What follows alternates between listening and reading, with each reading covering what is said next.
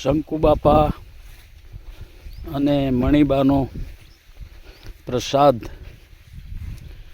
એવું મળેલું આ વડવાળું ખેતર કે જ્યાં એક સમય પાંખારા વડે પાંદડે પાંદડે માતાજીના દીવા બળતા જોગણીમાંનો રથ પણ મુકાય છે. એ ખેતરને સરસ મજાનું ખેડીને તૈયાર કર્યું છે.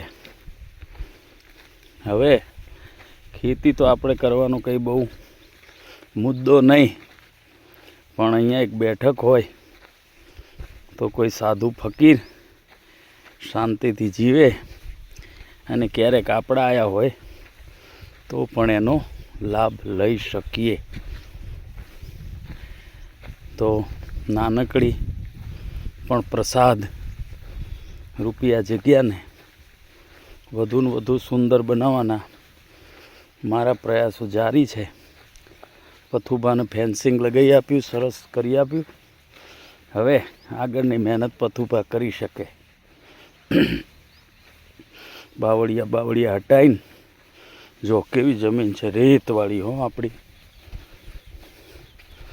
અહીંયા તો એરંડા વવાતા, અમે એરંડા ચોરી જતા, ઠાકોરવાસમાં વેચતા, નાનું આનંદે કરી લેતા, જુગારે રમતા, કંઈ બાકી નહીં ભાઈ. હું નીસુ કાકાનો બકો બે બહુ આવતા. તો હવે ખેતરના સામે શેઠે પાવડો ઊભો છે, એના દ્વારા આગળનો ભાગ તો સારો છે, પણ પાછળના ભાગમાં થોડુંક બેલેન્સ કરવું પડે એવું છે. અને નીકને એવું કરવાનું. અને પાણીની સગવડ વગર તો કહેવત છે ને કે પાણીની સગવડ વગર શું કરવાનું. હા તો ખોડિયારમાં ઈચ્છે ભવિષ્યમાં કનેક્શન મળે તો હું તો બોરે કરાવી દઉં. નાનકડા ખેતરમાં નાનકડો બોર કરીને આજુબાજુના ખેડૂતોએ વાવે ને જીવે એવું વાતાવરણ બનાવી દઉં હું. તો જેવી ગિરનારીની ઈચ્છા.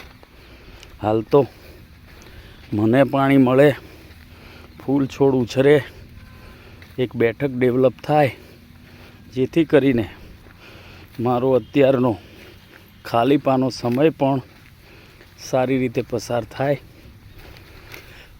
દિનપા વાઘેલા ટ્રેક્ટરવાળા આવી ગયા છે